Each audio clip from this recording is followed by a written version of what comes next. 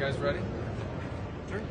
Well, this is an impressive center with a lot of important work that's happening here. This is a historic mission, by the way. I mean, if you think about it, there's nothing to model this after because this has never happened before.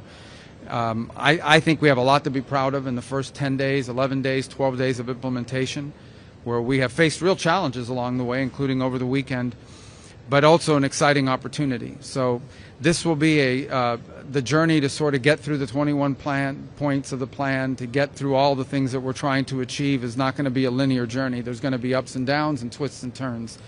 But I think we have a lot of reason for healthy optimism about the progress that's being made. One of the reasons why I wanted to come today is sort of get a sense of the workflow, get a sense of the organization, and get a sense of the needs. It is increasingly, while you see a lot of uniforms here, including from partner nation states that have come, and of course with the Israelis who are hosting us and are a key part of this, you're starting to see more of a presence from State Department and related entities as well, and that will continue to grow as we can provide personnel on things like emergency response, the coordination of humanitarian assistance, and things of that nature. So you're starting to see that presence here grow. But a lot of good progress is being made on a number of fronts, and you can break this out in a number of ways. The first is the maintenance of the current ceasefire, of the current peace that we're confronting, and that involves two things. Number one, deconflicting from any flashpoints that may come up. We need to understand, the world needs to understand that on the other side of that yellow line there is still a terrorist group that remains armed, and we've seen them take actions against their own population. I think it's important, by the way, that there be more media coverage given to the fact that Hamas has brutalized Palestinians, has brutalized Gazans over the last few days, and that's something to point to. But all of that has to be managed to make sure that in addition to that we don't have any flashpoints that could derail the broader process. At the same time, the coordination of humanitarian assistance. And there's humanitarian assistance that is now flowing into those places beyond the yellow line, but that involves coordinating with all of these different organizations from around the world, including international organizations and charity groups. That's a massive undertaking to coordinate all of that and that be distributed safely. That's just beyond the yellow line. Behind the yellow line, there's another effort going on of humanitarian assistance, which is even broader because those areas are safe, those areas are secure. So that's happening. At the same time, it's this work on creating an international stabilization force. It involves bringing together all the nation states that are offering to provide personnel and resources. So structuring what that stabilization force will look like, lining up all the countries that are willing to provide either money or personnel or a combination of both, and then getting the right international mandate, whether it's the UN or an international agreement, working through that to make sure that that entity, that security force that can exist, can function, is funded, understands what its mission is clearly, and can execute it effectively.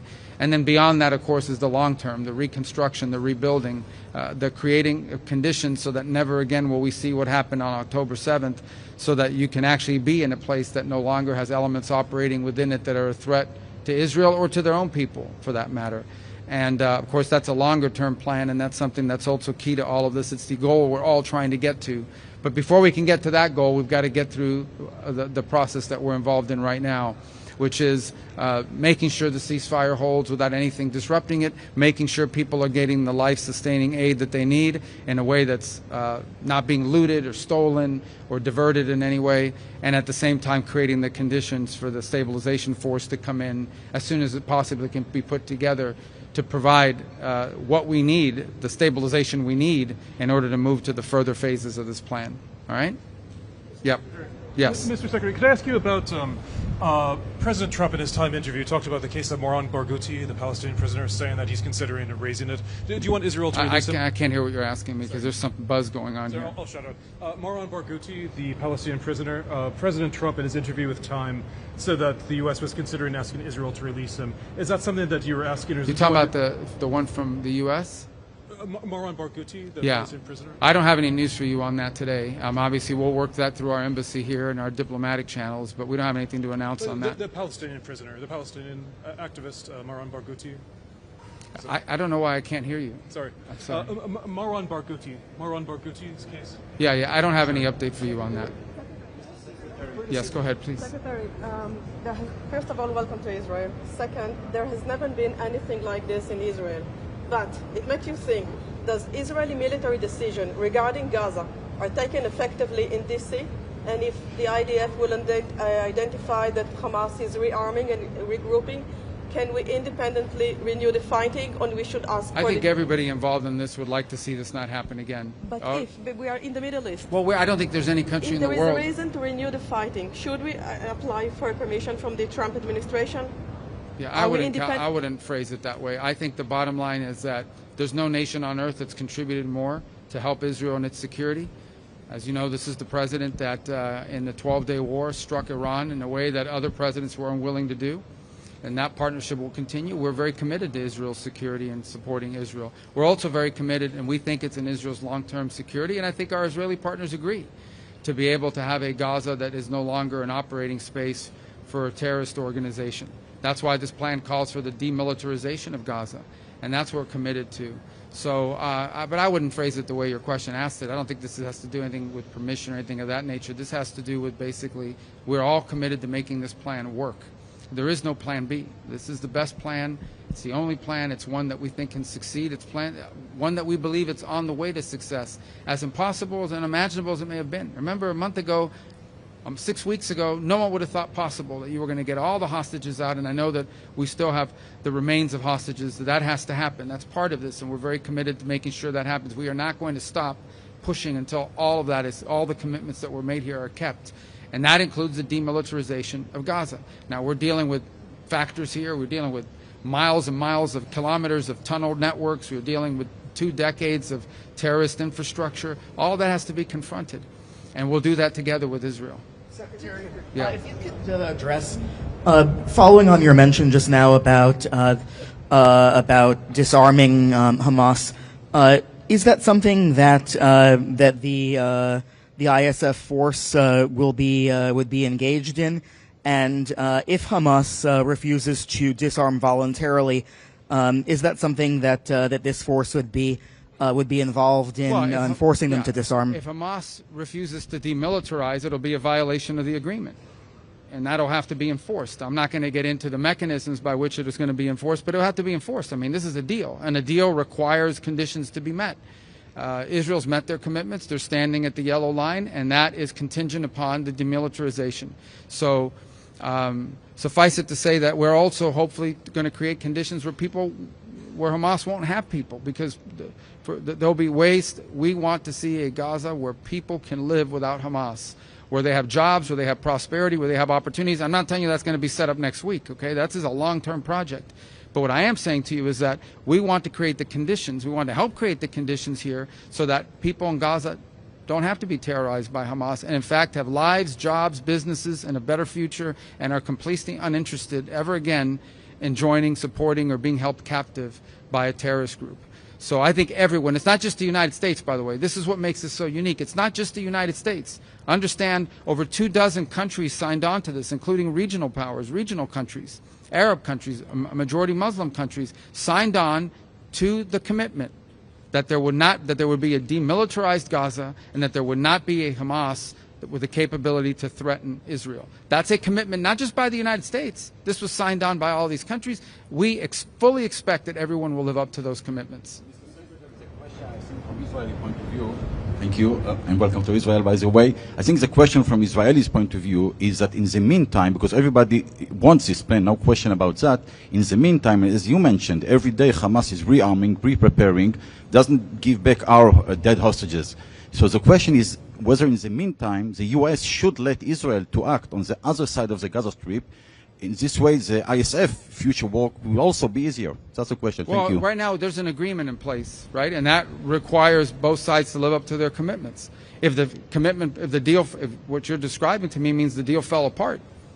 But right now we're not at that stage, and that's what we're trying to prevent. That's why I'm saying to you, we're not going to forget about the hostages. We push every single day, and we'll continue to push until the remains of every single hostage is returned. Work is going on. Even as I speak to you now, that's being pushed on. That's not something we're going to start talking about. We fully expect that Hamas will fully demilitarize. That is the agreement they signed on to. That is the agreement that all of the nation states that joined this effort signed on to, and we expect it to be fulfilled. Now, we're about 8, 10, 12 days into this. But, and the third point is we don't want to see any threats against Israel coming out of the areas that Hamas is currently still present in. And that won't be tolerated either. So the President's made that very clear, that if Hamas threatens Israel or fails to demilitarize, this will be taken care of. But that is what this whole effort is about, is making sure that all of those commitments are met on both sides. Yes. It says behind you, actually, in open source reporting that the U.S. accepted Israel's veto of Turkish forces and the ISF. Is that accurate? And can you provide any detail on that security force, how big it will be, who it will include, or any other? Well, we haven't formed that force yet, so there's still work going on. There's a lot of countries that are offered to do it. Obviously, as you put together this force, it'll have to be people that Israel's comfortable, or countries that Israel's comfortable with as well. Let me just say that I think there are a lot of countries that are expressing interest right now. I'm not going to get into a list of who they are.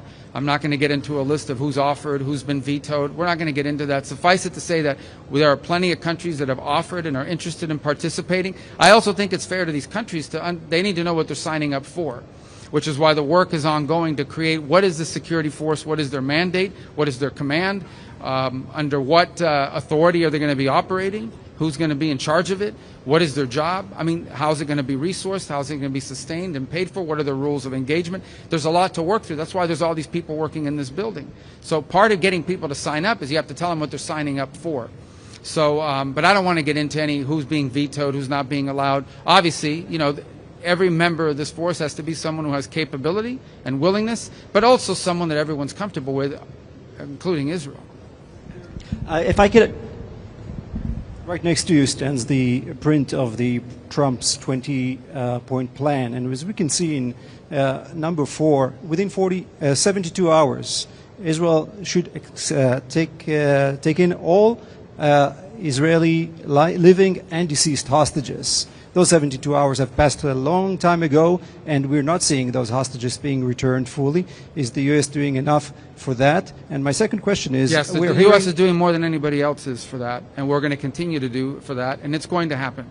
The remains are going to be released. That's going to happen. And my second question is... And if it doesn't, then the deal got broken, but it's going to happen. And the second question is about the technocratic government that would rule Gaza, the Palestinian government. We're hearing from Hamas that they are part of the committee that forms this government. Does that not miss all the point of what we're doing here? Yeah, I think everyone talking about that's getting way ahead of themselves. There's a lot of work to be done here, and there's going to be some impediments along the way and things of this nature that people put out there. Suffice it to say that everyone that signed on to this plan, all of these other countries agreed, and everyone agreed that Hamas cannot govern and cannot be involved in governing the future of Gaza. Everyone's agreed to that. Okay, so that has to be part of this, but we're not at that stage yet. Remember, we are still at the stage, even as all that's being worked on, we're at the stage of just trying to maintain the ceasefire. We're trying to be at the stage of getting humanitarian assistance to flow. We're trying to get to the stage of ensuring that all the commitments made, including the hostages, are lived up to. We're still at that stage where we have to ensure that there are no threats against Israel emanating from Gaza, because there are still terrorists inside of Gaza, particularly behind that yellow or in front of that yellow line. So we're at that stage, and that's what everyone here is working on, even as we work on the other elements of the plan that you're outlining. This is a long-term plan.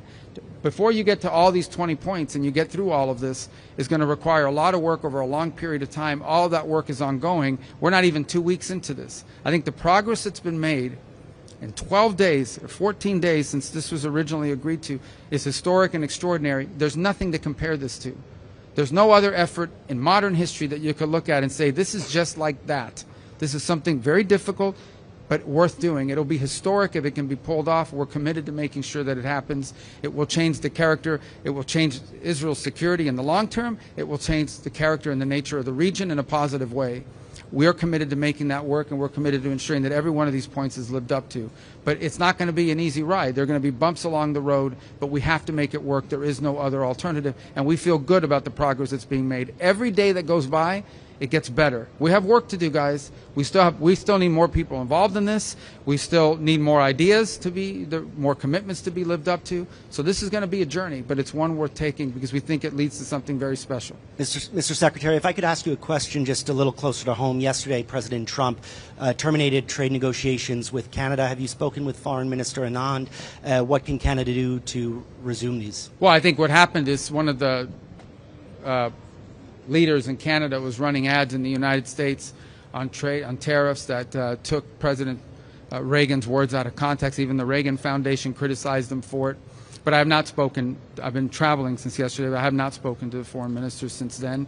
But, I mean, the president made his announcement that he's suspended any trade talks with Canada for now.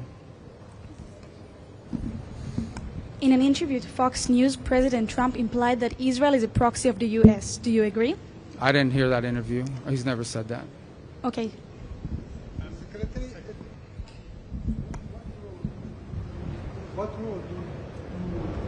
what role do the U.S. see for the Palestinian Authority in Gaza the day after? You know, we've heard about a lot of plans that was done by the Palestinian Authority. The Palestinian Authority? Yeah, that's Mahmoud Abbas Authority. Yeah, look, again, I mean, obviously, you know, and I've expressed and we've expressed our concerns about the Palestinian Authority as it stands today. It's certainly in need of reform. As far as what role it's going to play in the future of Gaza, that's yet to be determined, if any role at all. We don't know. I mean, that's what's being worked on.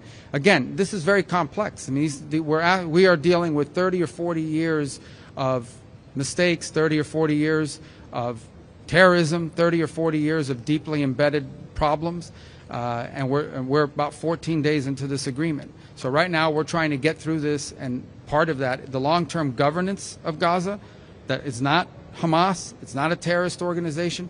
That's work that's going to need to be done. I mean, I can't prejudge what that's going to look like now, because that's going to be something that has to be worked on collectively with Israel, with partner nation states, and something everyone has, for it to work, everyone has to agree to it. For that to work, everyone has to agree to it.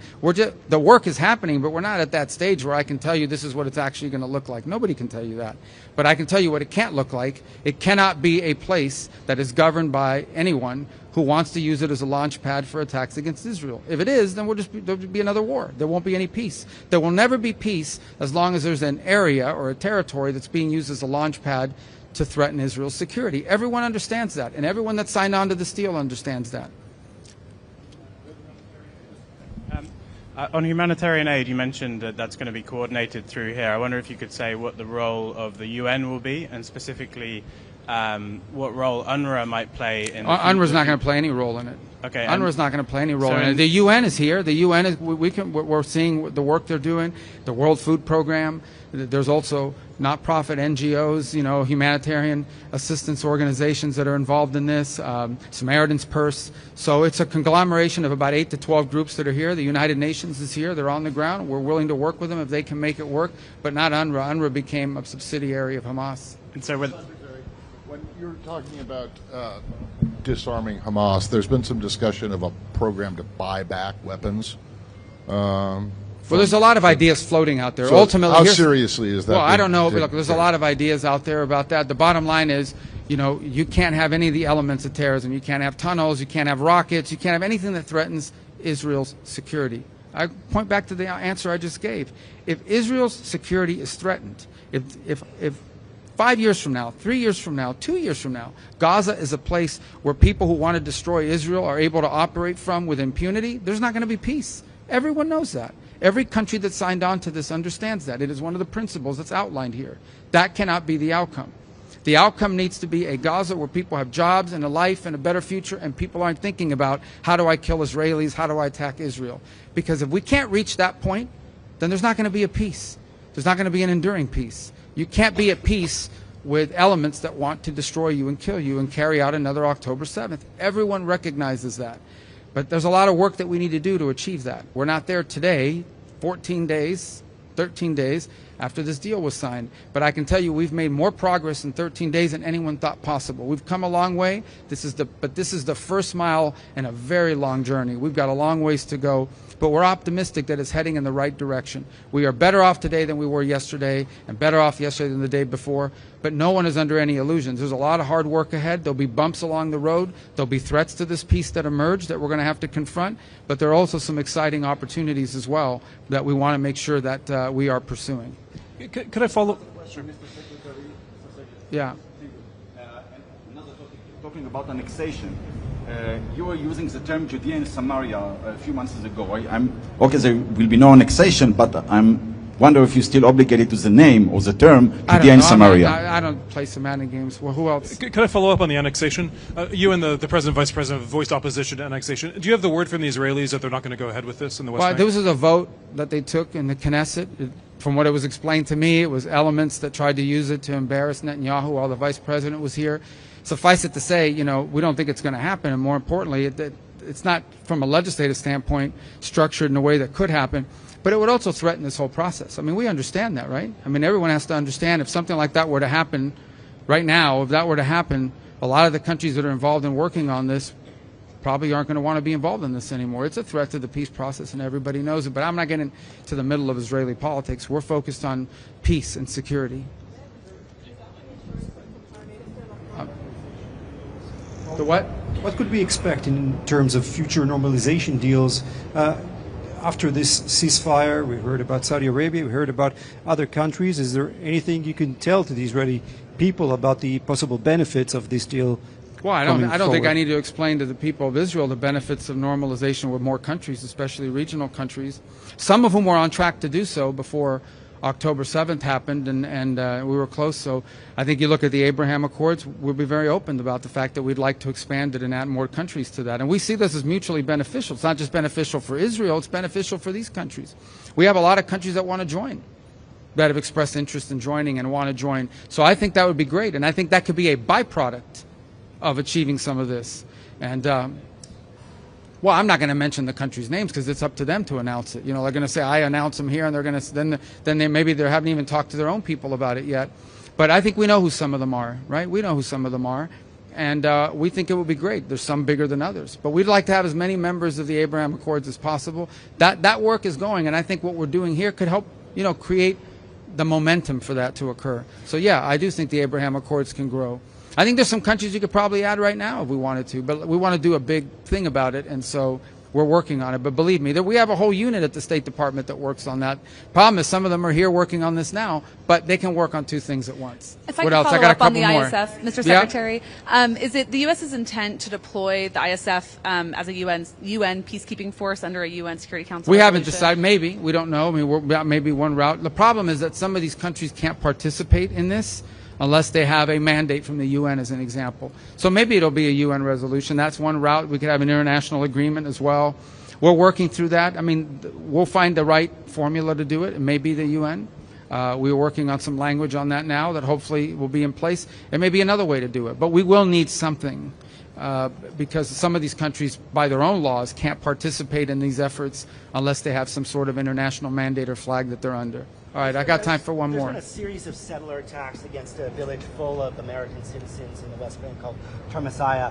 I was just wondering if you had seen any of the videos of these attacks. I'm aware of the incidents, and I've seen, I mean, not recently, I've seen them, some of the ones that have been posted and some of the things on social media. Our embassy has worked on that topic and has expressed a U.S. opinion to the government.